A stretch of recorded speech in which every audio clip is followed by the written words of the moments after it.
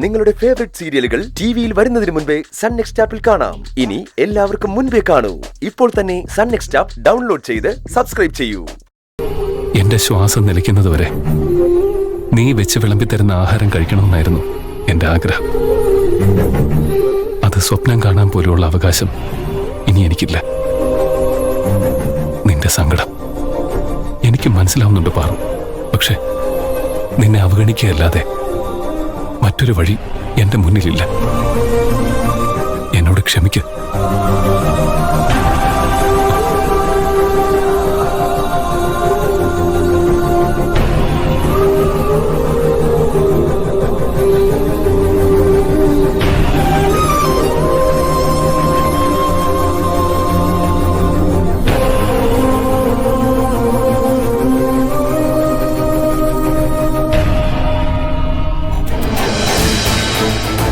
അതെ, okay, yes, that's right.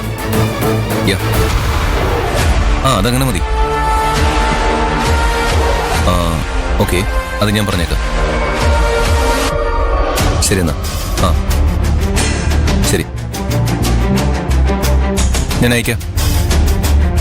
Okay, thanks sir. I'll call you back. എന്തുപറ്റി പ്രിയൻ? എന്താ sir? മുഖം വല്ലാണ്ടിരിക്കുന്നു. കരുണാകരൻ എന്തെങ്കിലും പ്രശ്നം ഉണ്ടാക്കിയോ? ഇല്ല സർ. ഇനി വേറെന്തെങ്കിലും പ്രശ്നം ഉണ്ടായോ? ഒന്നുമില്ല സർ. പക്ഷേ പ്രിയന്റെ മുഖത്ത് നല്ല സങ്കടമുണ്ട്. സങ്കടമൊന്നുമില്ല സർ. സാറിന് വെറുതെ തോന്നുന്നത്. സാർ എന്തിനാ എന്നോട് കാണണമെന്ന് പറഞ്ഞത്? ഡാഡിയും മമ്മിയും എന്റെ കല്യാണത്തെക്കുറിച്ച് സീരിയസ് ആയിട്ട് ആലോചിച്ചു തുടങ്ങിയിരിക്കുന്നു. അതിനെക്കുറിച്ച് സംസാരിക്കാനേ അവർക്കിപ്പോൾ നേരമുള്ളൂ. മമ്മി ഇത് പണ്ടേ തുടങ്ങിയതാ.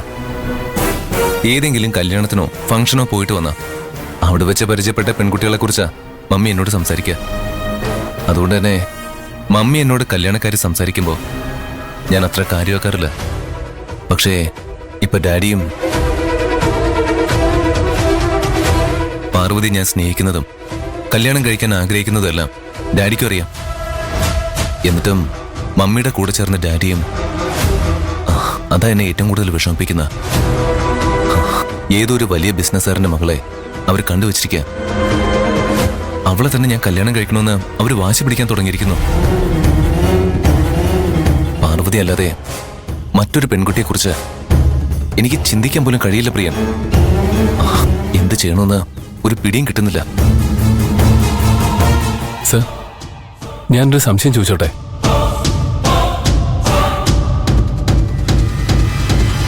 PKR സാറിന് പാറുവിനെ വലിയ കാര്യമായിരുന്നു. സ്നേഹവും വാത്സല്യവും ഒക്കെ ഉണ്ടായിരുന്നു. പക്ഷേ PKR സാറിനിപ്പോ പാറുവിനോട് പഴയ സ്നേഹമില്ല. അതെന്തുകൊണ്ടായിരിക്കും?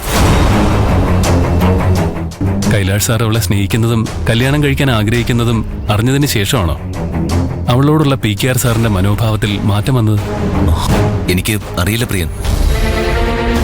പ്രിയൻ പറഞ്ഞ സത്യമാ.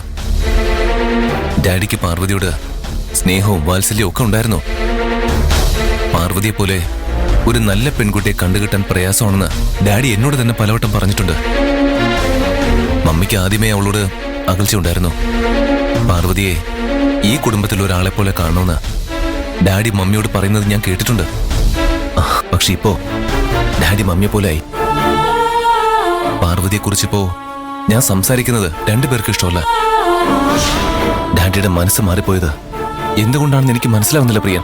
അവളൊരു പാവപ്പെട്ട വീട്ടിലെ കുട്ടിയല്ലേ, ഒന്നുമില്ലാത്തവൾ. അതുകൊണ്ടായിരിക്കും. ഏയ്, ഒരിക്കലുമല്ല. മമ്മിയെക്കുറിച്ചായിരുന്നെങ്കിൽ പ്രിയൻ പറയുന്നത് ശരിയാ. അവള് പാവപ്പെട്ട വീട്ടിലെ കുട്ടിയാണ്. അവളോട് അടുപ്പം കാണിക്കുന്നത് കുറച്ചിലാണ് എന്നുള്ള ചിന്ത മമ്മിയുടെ മനസ്സിലുണ്ട്. പക്ഷേ ഡാഡി ഒരിക്കലും അങ്ങനൊരു വേർതിരിവ് കാണിക്കാറില്ല. പാർവതിയുടെ കാര്യത്തിലും മാത്രമല്ല, ആരുടെ കാര്യത്തിലും. പണവും സോഷ്യൽ സ്റ്റാറ്റസും നോക്കി ഡാഡി ആർക്കും മാർക്കിടാറില്ല. PKR സാറിനും മാഡത്തിനും പാറുവിനോട് വിരോധമുള്ള സ്ഥിതിക്ക് അവളെ കല്യാണം കഴിക്കാൻ ആഗ്രഹമുണ്ടെന്ന് സാറ് പറഞ്ഞ അവര് സമ്മതിക്കൂ? അവര് കണ്ടുവച്ച ആ ബിസിനസ്സുകാരന്റെ മകളെ സാറിനെ കൊണ്ട് അവര് കല്യാണം കഴിപ്പിക്കില്ലേ? ഞാൻ ആരെ കല്യാണം കഴിക്കണം, ആരുടെ കൂടെ ജീവിക്കണം എന്നൊക്കെ തീരുമാനിക്കുന്നത് ഞാനാ. ഡാഡി മമ്മി സമ്മതിച്ചാലും സമ്മതിച്ചില്ലെങ്കിലും എനിക്കൊരു പ്രശ്നമല്ല. എന്റെ പ്രശ്നം അവരല്ല, പാർവതിയാ.